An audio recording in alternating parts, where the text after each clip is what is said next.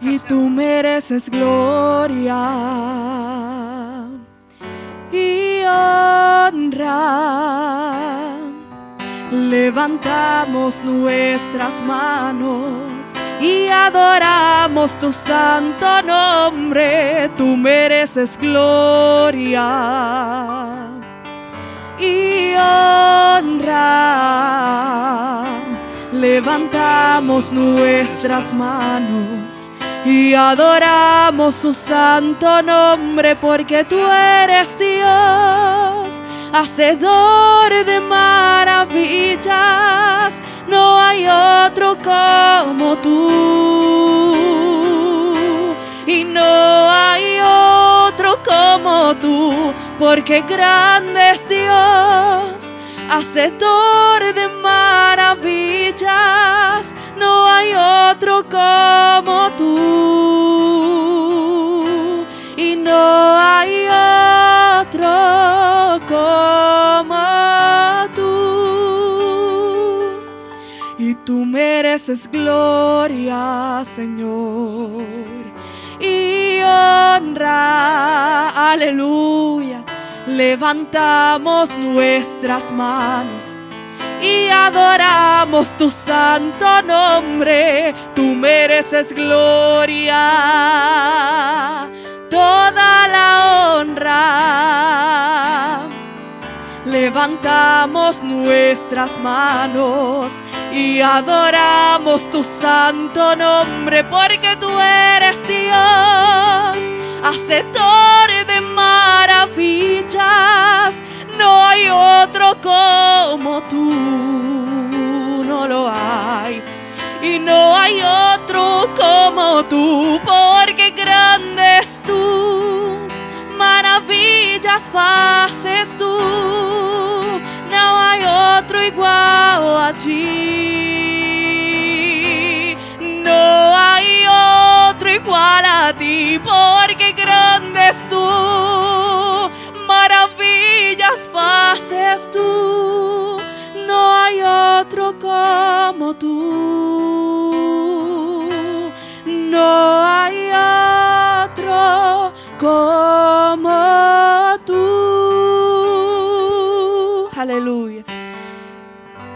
Y al que está sentado, aleluya, en el trono, oh, sea la gloria, Señor, sea la gloria y sea el honor. Aleluya, sea la gloria. Cántela ahí al Señor. Sea la honra, sea la honra, sea el dominio, sea el dominio por los siglos de los siglos. Y poderoso Dios, poderoso Dios. Aleluya. Poderoso Dios,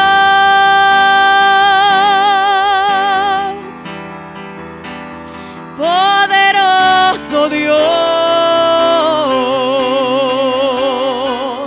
mi alma clama por ti. Poderoso Dios y poderoso Dios, poderoso Santo, poderoso Dios, inigualable, soberano, poderoso Dios, Rey de Reyes. Mi alma clama por ti. Aleluya, una vez más, al que está sentado, al que está sentado en su trono, en el trono.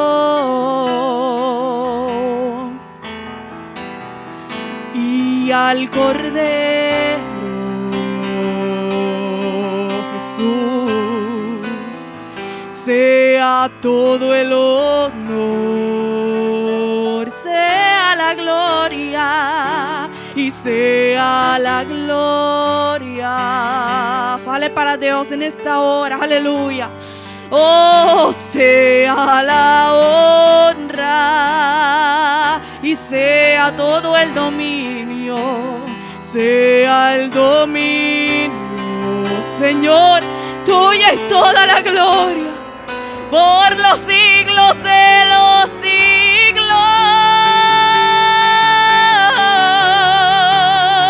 Poderoso Dios, soberano Dios eterno, poderoso Dios, inigualable, aleluya, poderoso Dios, mi Rey, mi Creador, mi alma clama, clama por ti. Y poderoso Dios,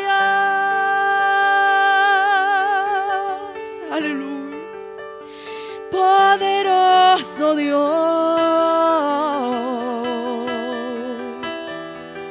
oh poderoso Dios,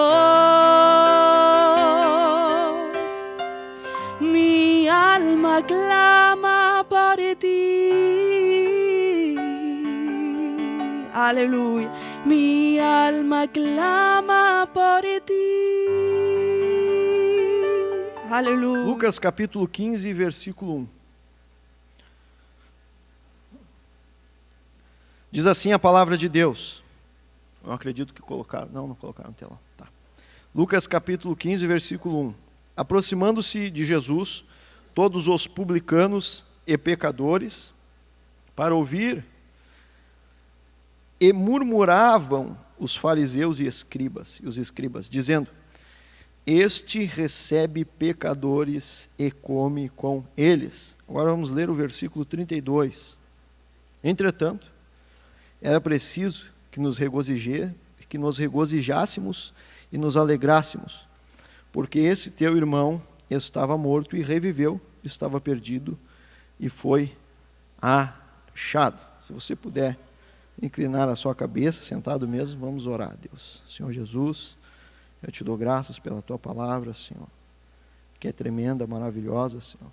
Espero, Senhor, poder explanar aquilo que o Senhor tem colocado em meu coração e que o teu Espírito Santo possa esclarecer, Senhor, os meus irmãos, a tua palavra que é tremenda, Senhor. A tua palavra é poderosa, Deus, é santa, pura, é eficaz, Senhor. É o que eu te peço em nome de Jesus e para a glória do teu nome.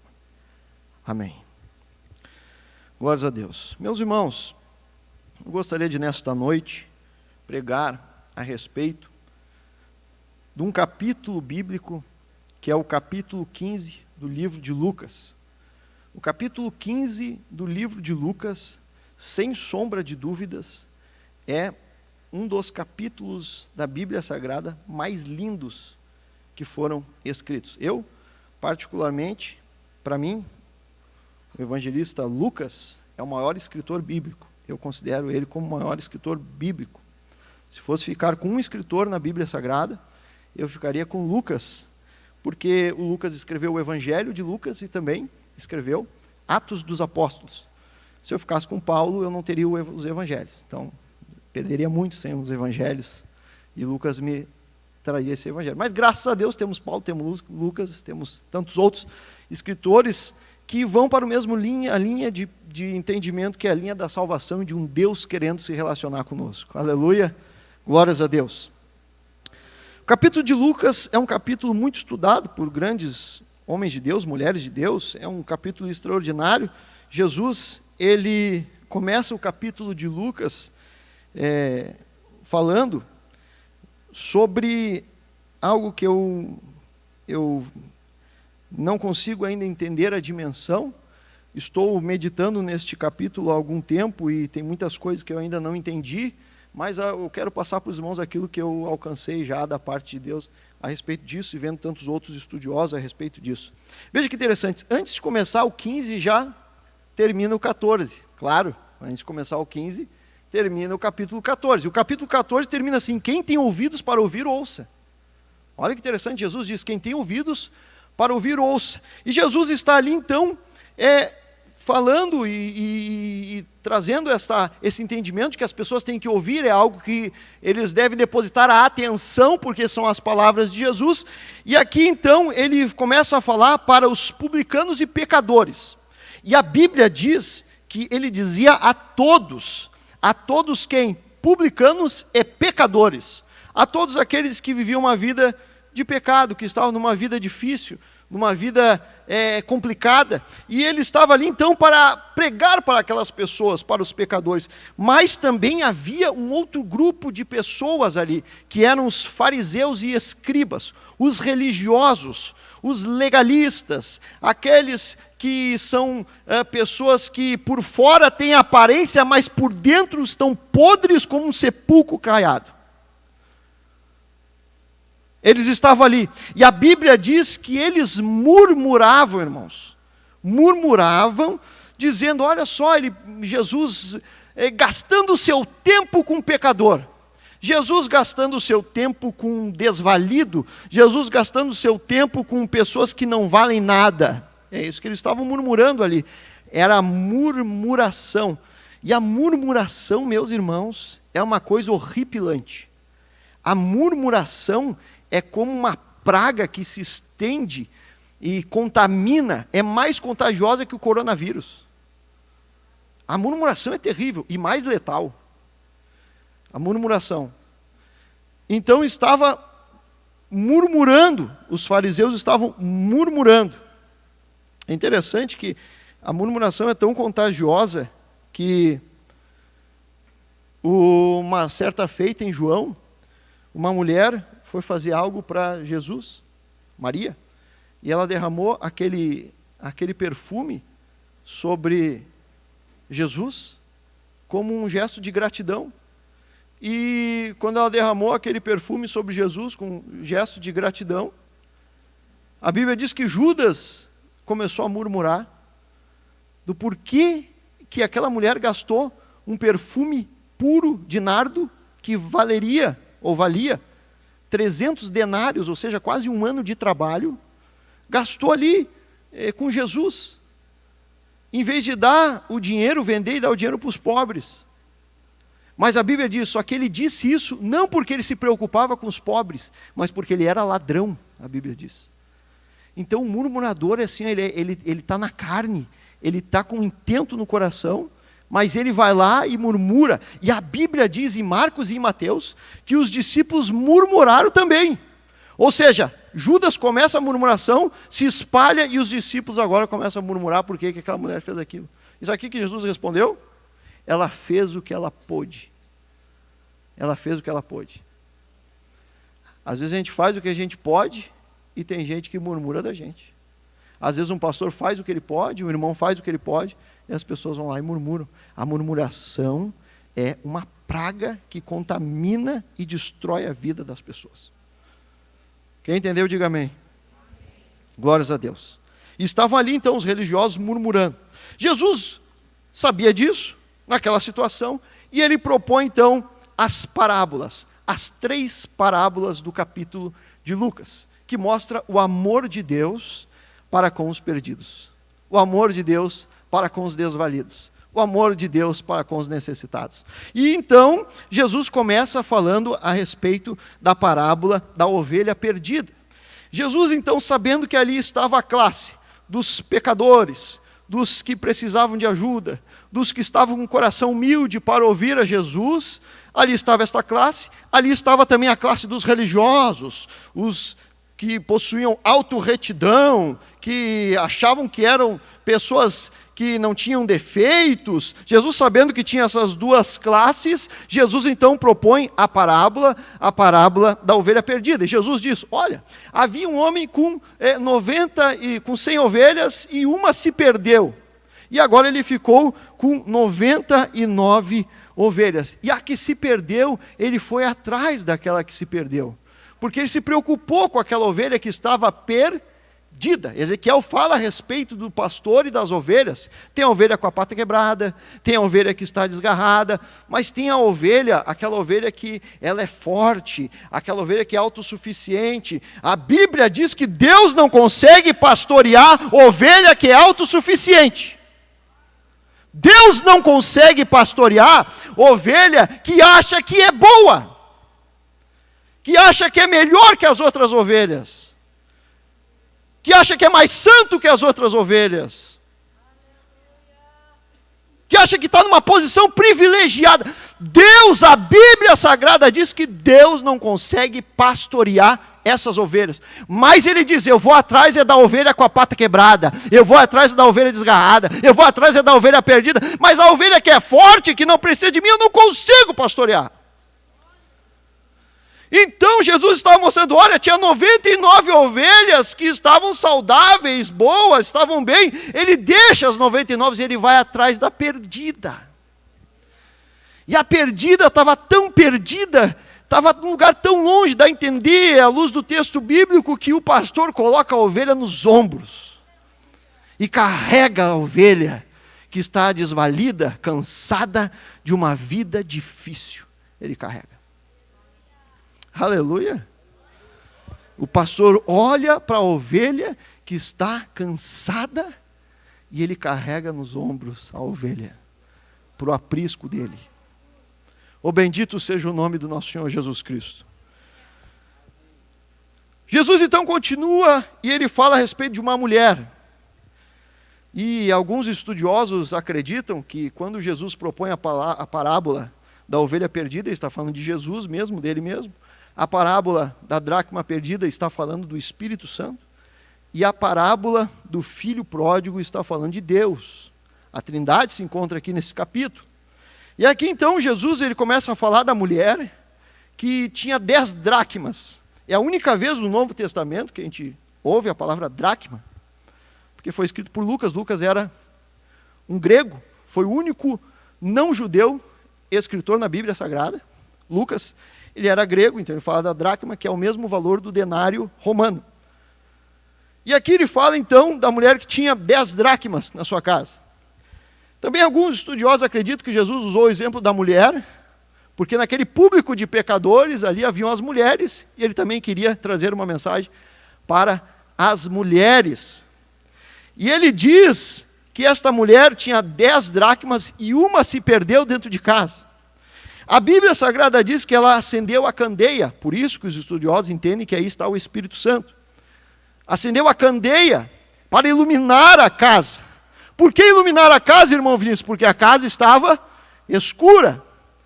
E por que a casa estava escura? Porque provavelmente a mulher era uma mulher humilde, pobre.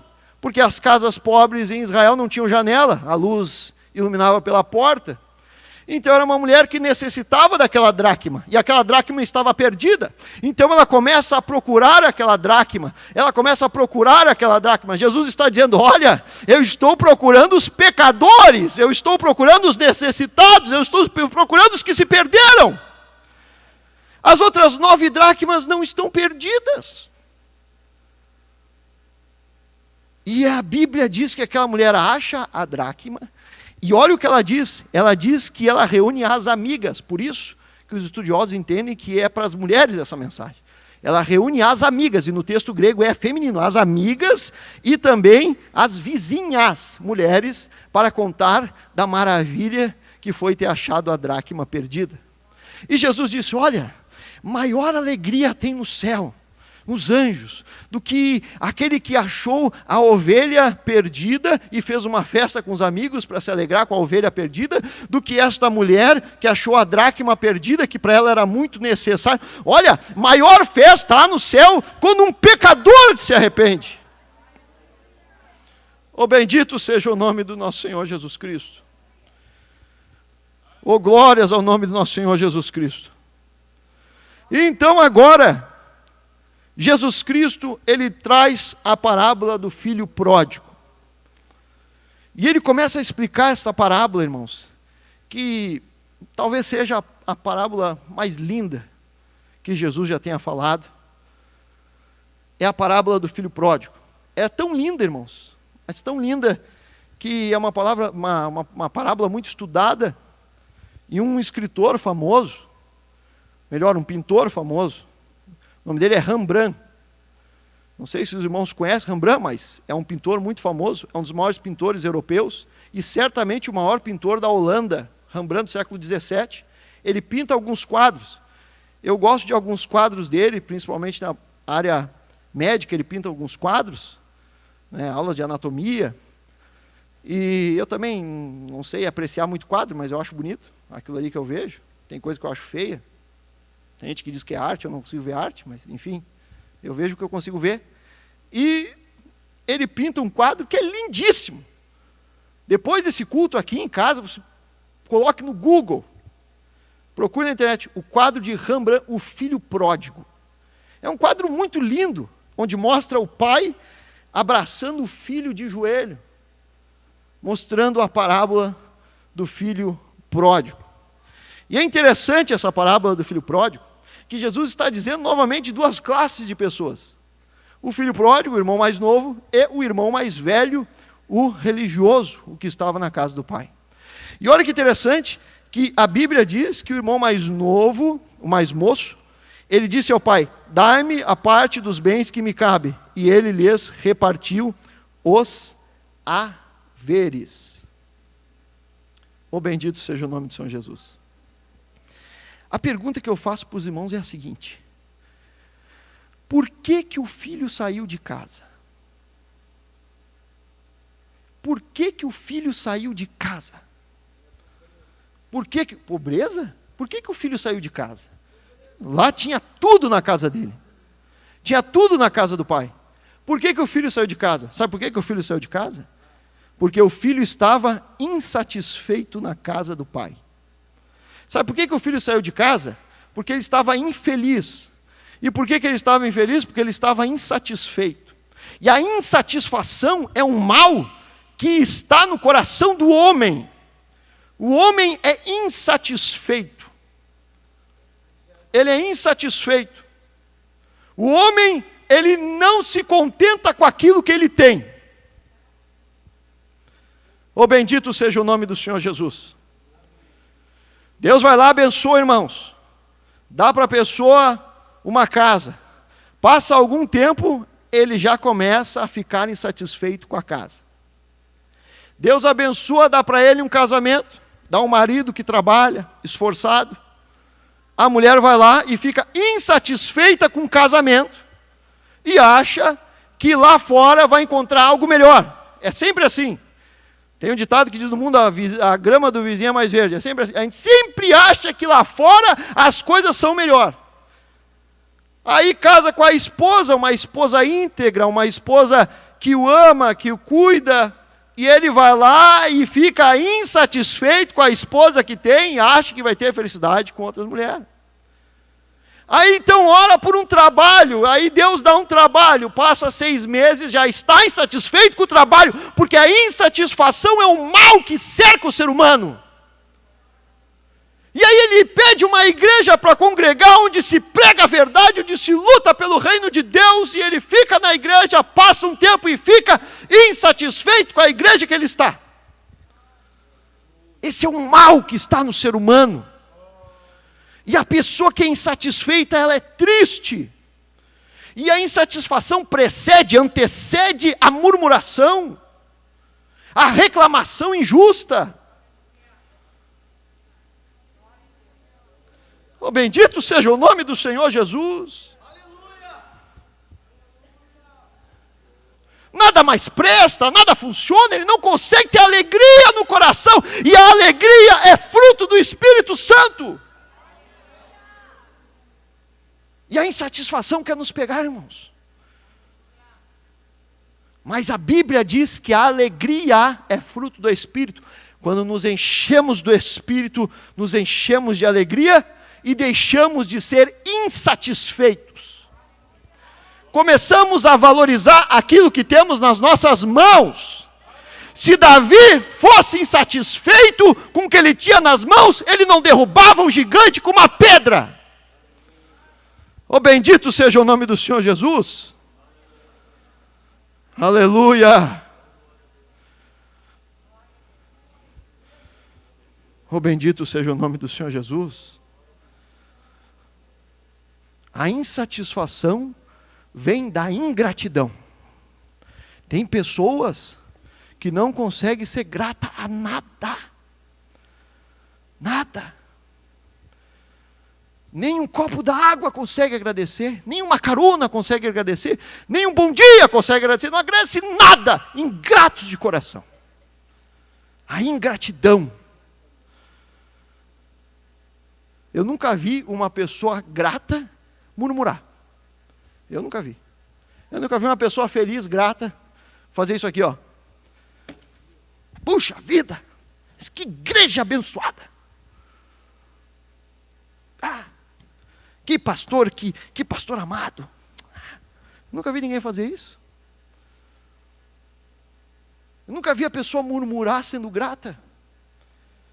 Quem é grato a Deus, quem é satisfeito com aquilo que Deus dá, é uma pessoa feliz. E a satisfação não depende do que é externo, mas depende do que é interno. Porque quando a pessoa é insatisfeita, tu pode dar carro, tu pode dar casa, tu pode dar trabalho, tu pode dar tudo. Ela continua insatisfeita porque é uma condição dela. Não depende do meio externo. Oh, aleluia. Mas quando ela está cheia da glória de Deus, aleluia. Sabe o que ela faz, irmãos? Ela vai para a cadeia, como o apóstolo Paulo foi, e escreve uma carta aos filipenses, como foi lido pela irmã Franciele, dizendo: regozijai-vos sempre, regozijai-vos. Pastoreia a igreja dentro da cadeia, de tão alegre que ele é com Deus, ao ponto de o meio externo não influenciar quem ele é por dentro, porque ele é grato a Deus. Preso, ele diz: regozijai-vos sempre, sempre, não é uma vez que outra, sempre, regozijai-vos. Oh, bendito seja o nome do nosso Senhor Jesus.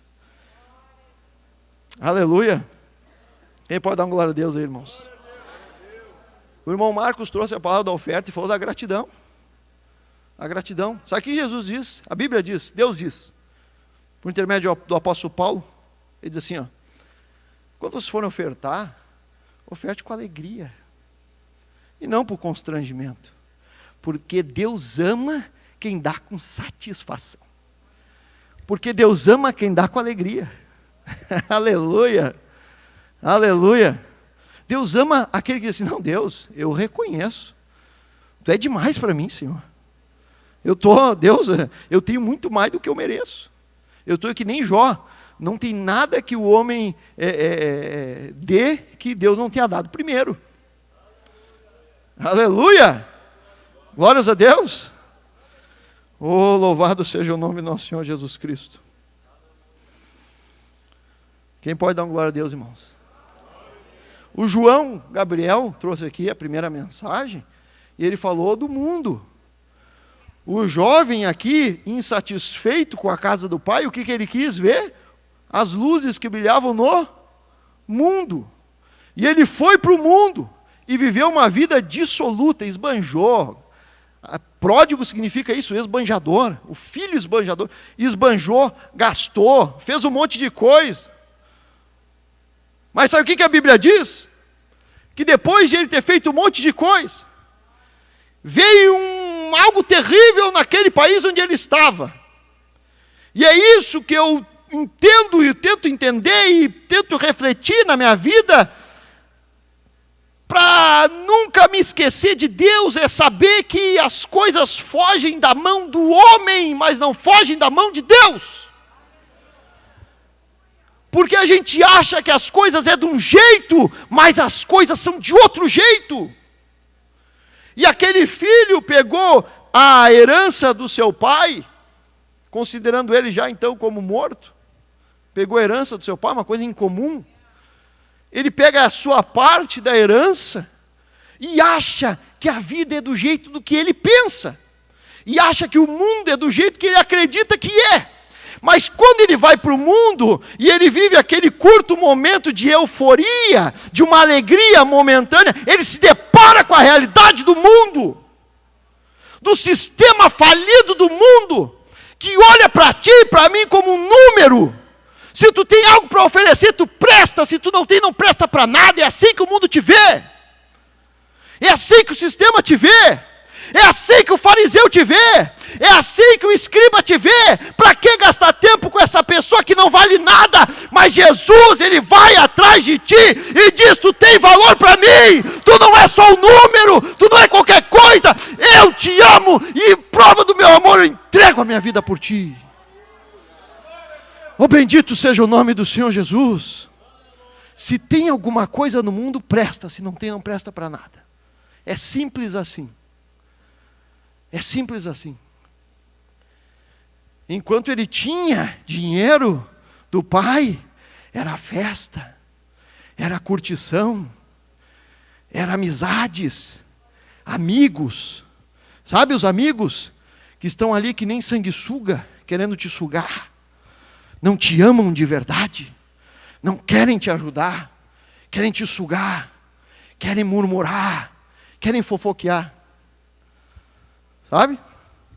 Tem um pensador chamado Sócrates, nem sei se ele existiu, talvez nem tenha existido, mas tem um escrito sobre ele, que é o diálogo das três peneiras. Quem já ouviu falar do diálogo das três peneiras? E aí ele chega e diz assim, um homem chega para Sócrates e diz assim: ó, eu quero falar do teu amigo. Eu quero falar do teu amigo. E o Sócrates diz assim: ó, já passou pelas três peneiras? E aí diz: quais as três peneiras? Não, quais as três peneiras? Vou dizer, primeira peneira, a verdade. A primeira peneira é a verdade. O que tu vai falar do meu amigo, tu tem certeza que é verdade? Aí ele diz: não, me contaram. Não. Tu tem certeza que é verdade ou te contaram? Tem certeza que é verdade? Segunda peneira, o que tu vai falar é bom ou é ruim? Vai falar algo bom ou vai falar algo ruim? Ele: pois é algo que não é bom, né? E a terceira coisa que eu quero te perguntar: vai ser útil o que tu vai falar ou não vai servir para nada? Ele diz: olha, não vai ser útil. Mas é o seguinte, não sabe se é verdade, não é bom, e tu não sabe se vai ser útil. É melhor, eu vou modificar um final do diálogo do Sócrates, tá? É melhor ficar quieto. Não fala nada, porque não vai ajudar em nada. Vamos usar as três peneiras. Então, camarada, ele vem, quando tu tem, ele aparece, quando vem, e quando tu está na ruim, o amigo sumiu. O provérbio diz assim, ó: o homem que dá presente tem muitos amigos. É impressionante. Se tu tem alguma coisa para oferecer, tu tem muitos amigos.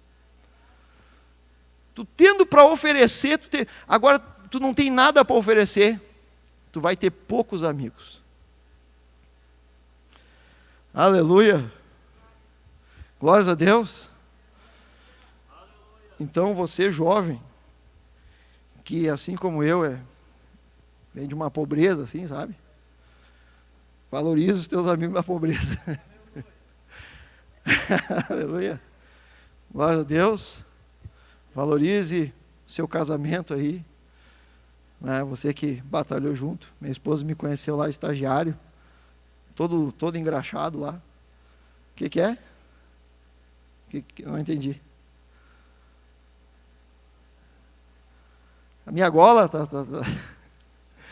Aleluia.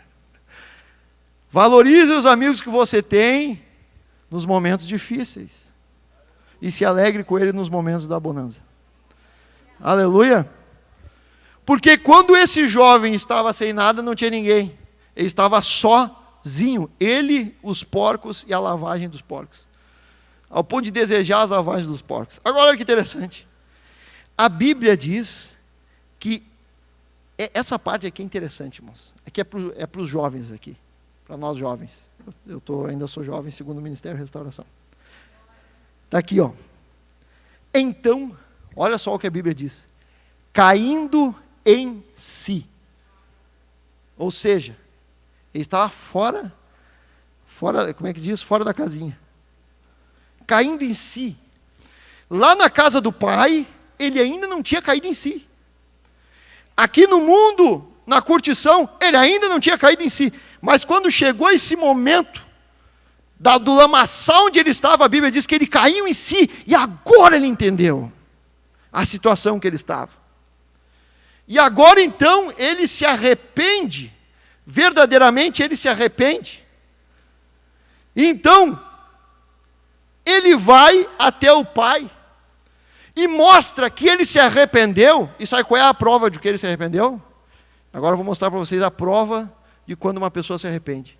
Ele reconhece que não é merecedor de ser membro da casa do pai, de ser tratado como filho. Estão entendendo? O verdadeiro arrependimento é aquele que faz com que nós reconhecemos que não somos merecedor nem de estar na igreja de Cristo. E que nós estamos aqui pela infinita misericórdia de Deus, que por sinal tem que se renovar toda manhã, porque é a causa de não sermos consumidos. A pessoa, irmão, que diz que se arrependeu, e no outro dia está com o peito estufado, achando que é alguma coisa, não se arrependeu à luz da Bíblia Sagrada. Ele reconhece a sua miséria, ele reconhece que não é merecedor, e ele vai de encontro ao Pai. Tiago 4,8 diz, chegai-vos a Deus, e Ele chegará a vós. Ele se achegou a Deus, ele foi buscar a Deus. A Bíblia diz que Deus estava esperando ele. Que coisa extraordinária isso, irmãos. Deus está esperando. No trono dele, ele está assim, ó, esperando. Vem, meu filho. Vem, meu filho. Vem, meu filho. Ele está esperando. Porque o primeiro a ver foi ele, foi o pai. O pai estava esperando o filho voltar. O pai estava esperando o filho chegar. Ele estava ali. E ele acordou. E o meu filho vai vir. Ele acordou, meu filho. E quando ele viu o filho, irmãos, não foi o filho que foi correndo em direção ao pai. Foi o pai que foi correndo em direção ao filho. Na parábola da ovelha perdida, quem foi atrás da ovelha? O pastor. Na parábola da dracma perdida, quem foi atrás da dracma? A mulher. E na parábola do filho pródigo, quem foi atrás dele quando viu ele? O pai. Aleluia. Deus está pronto para ir nos abraçar. Mas eu estou sujo, irmãos, ele te abraça sujo. Mas eu estou cheio de pecado, ele te abraça cheio de pecado. Sabe por quê? Que Deus nos abraça sujo? Porque a pureza de Deus nos purifica. A santidade de Deus nos santifica. Quantas vezes, irmãos, evangelizando, chegava um morador de rua, e eu dizia, Jesus te convida para estar na casa dele. E ele diz assim, irmão, quando eu melhorar um pouco mais eu vou. Não entendeu? Deus quer que tu vá do jeito que tu tá. Porque Deus quer te purificar. Deus quer te salvar. Deus quer te transformar. Deus quer te transformar numa nova pessoa. Não adianta querer com as tuas forças. É Deus que vai ao teu encontro e te chama para o reino dele. Não adianta dizer, quando eu melhorar. Não, vem com as tuas imundícias, que Deus vai te santificar. Oh, bendito seja o nome do Senhor Jesus. Está entendendo o contrário do que a Bíblia ensina. A igreja é lugar para o doente ser curado. Ele não tem que ficar curado para depois ir para a igreja. Eu vim chamar pecadores ao arrependimento e não justos.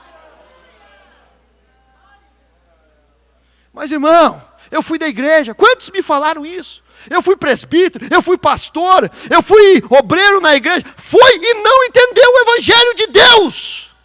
O evangelho de Deus chama o pecador ao arrependimento. Oh, bendito, nós estamos numa batalha espiritual aqui, irmãos. Oh, bendito seja o nome do Senhor Jesus. Não é as nossas forças, irmão. Não é, é Deus que vem sobre nós e nos dá algo que é extraordinário, chamado a graça de Deus, que nos faz dizer não ao pecado, não a uma vida de escravidão. Agora veja que interessante, porque o jovem, quando ele saiu da casa do pai, sabe o que ele pensou? Lá no mundo eu vou ter liberdade. Lá no mundo eu vou ter liberdade. É lá no mundo que eu vou ser livre. E sabe o que aconteceu? Lá no mundo ele foi escravo do pecado. Ele foi escravo do vício. Escravo da promiscuidade. Não conseguia mais dominar a sua própria vida. Porque se o Filho vos libertar, verdadeiramente sereis livres. Não é uma liberdade falsa. Não é uma liberdade com promessas políticas que não se cumprem nunca. É uma liberdade verdadeira em Cristo Jesus. E a prova disso foi quando ele entrou na casa do pai. O pai diz, traz uma sandália para ele. Sabe por quê, irmãos? Porque quem não usava sandália era escravo. Quem não era escravo usava sandália. Lembra que João Batista disse para Jesus, ou disse para os seus discípulos, que viria um, que ele não era digno de desatar as sandálias dos pés. João Batista estava dizendo, eu não sou digno nem de ser escravo de Jesus, nem de ser servo de Jesus, porque o servo não tinha sandália. Mas quando aquele jovem chegou descalço, mostrando que ele era um escravo, o pai disse, coloca a sandália dele, porque hoje ele é verdadeiramente livre. Oh, bendito seja o nome do Senhor Jesus. Se pois o Filho vos libertar, eis a carta de alforria, verdadeiramente sereis livres. Aleluia. Quem pode dar uma glória a Deus? Eu estava falando com meu colega de faculdade um tempo atrás, e ele chegou para mim e disse, Vinícius, tem alguma coisa em ti que eu não sei o que é. Parece que tu é livre. Oh, bendito seja o nome do Senhor Jesus. Que oportunidade para pregar o Evangelho de Jesus. Estava numa viagem missionária no Uruguai, chegou um jovem que foi militar do exército colombiano, e chegou para nós pagamos um X para ele lá, a juventude, e ele disse assim, eu percorro a América do Sul, e começou a falar dos problemas que ele teve no exército, e ele dizia, eu percorro a América do Sul, a pé, coloco uma mochila nas costas e me vou. Mas por que tu faz isso? E ele disse, porque eu vou atrás da liberdade. E eu disse, a liberdade ela tem que vir de dentro e não de fora. E a liberdade que faz Paulo na cadeia é ser livre. Se pois o Filho vos libertar, verdadeiramente sereis livres. E lá estava o filho pródigo voltando aos braços do pai, alcançando a liberdade verdadeira em Deus. Mas havia a classe dos pecadores e a classe dos religiosos, e lá estava o irmão mais velho, religioso, dentro da casa do pai, e olha que perigo, sabe quem se alegrou quando o filho mais novo chegou na casa do pai? O pai! E o irmão mais velho não se alegrou, porque a mente do irmão mais velho não era a mente do pai. O sentimento do irmão que estava dentro da igreja não era o sentimento do pai. A visão daquele que estava dentro da casa do pai não era a visão do pai. Oh, bendito seja o nome do Senhor Jesus. Deus nos chama para estar na casa do pai com a visão do pai, com o sentimento do pai, com as atitudes do pai. Aleluia. Porque senão nós ficaremos fora da festa do Pai. Vamos nos colocar de pé essa noite. Eu quero te convidar. Se essa mensagem falou contigo, eu quero te convidar para orar por ti. Quero que você venha aqui na frente, eu quero orar por ti. Oh, aleluia. Oh, bendito seja o nome do nosso Senhor Jesus Cristo.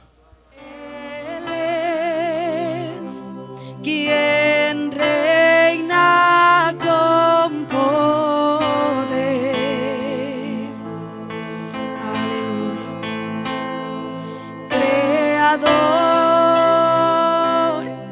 su fama eterna es.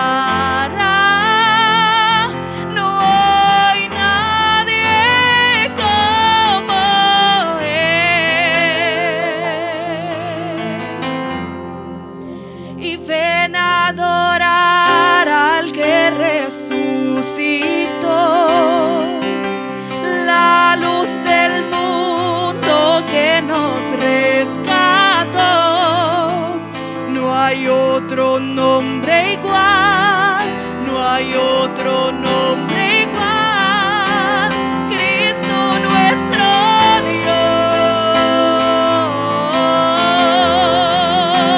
el vencedor que a la diestra está, ante su trono montes caerán, no hay otro nombre igual, no hay otro nombre igual, Cristo nuestro Dios.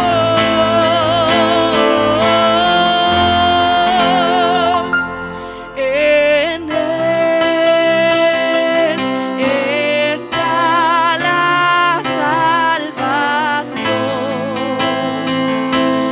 Oh, gloria a tu nombre, Jesús. La cruz nos muestra su amor. Venció la muerte con poder, el Rey de Reyes es, no hay nadie como Él. Oh, ven a adorar al que resucitó, la luz del mundo que nos rescató. No hay otro nombre igual, no hay otro nombre igual, Cristo nuestro Dios, el vencedor que a la diestra está, aleluya, ante su trono montes caerán, no hay otro nombre igual, no hay otro nombre igual, Cristo nuestro Dios.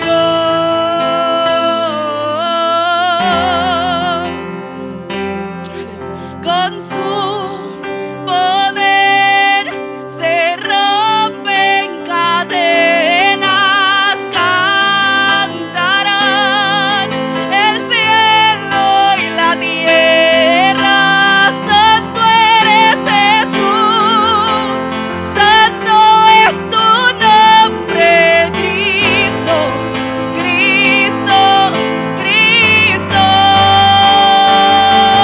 Con tu poder se rompen las cadenas, cantarán el cielo y la tierra.